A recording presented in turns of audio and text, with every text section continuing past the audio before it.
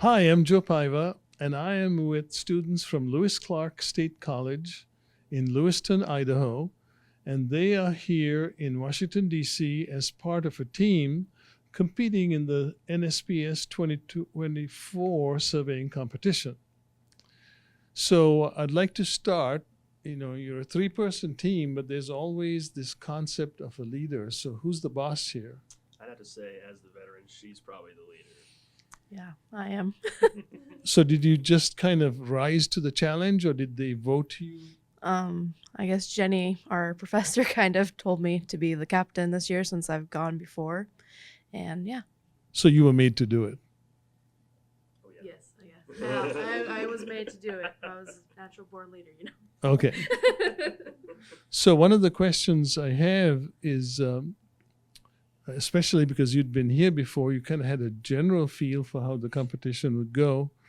So when did you start preparing for this competition, and what specific things did you do?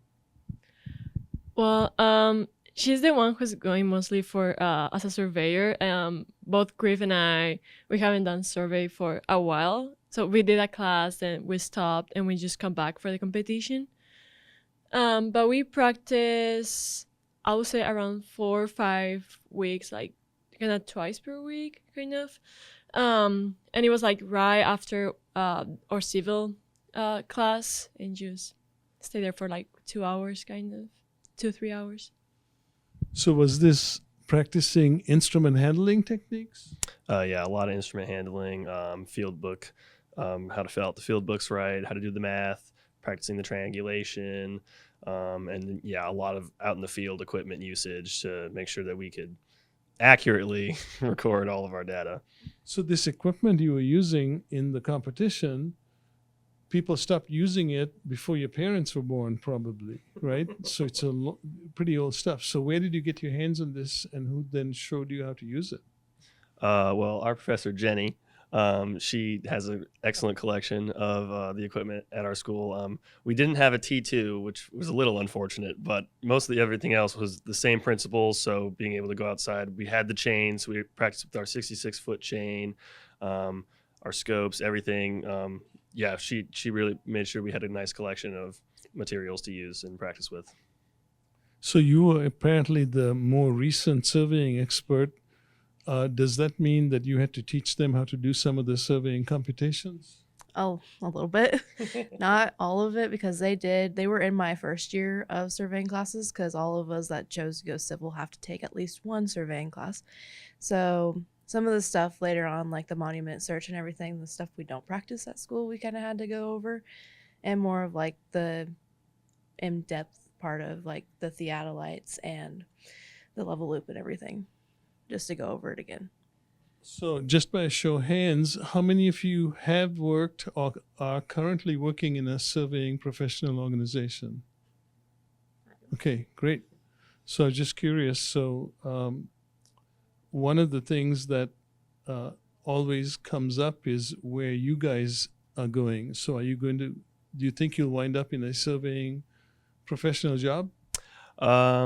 I'm actually studying architecture, so I hope to end up in that profession, although I have really enjoyed going out and doing it. I like to be outside, and I know with the profession I want, that's going to be less opportunities to go do that. So it has been really nice to be able to go out and be in the field and see and bring in those things that help with my profession and see the multifaceted aspects of how that all interacts. Well, as a surveying teacher myself, I can just say from having taught classes where students have interacted with architects, I think it'll be greatly appreciated by the surveyors that there's an architect among them that actually knows something about surveying to the depth that you would know. How about you?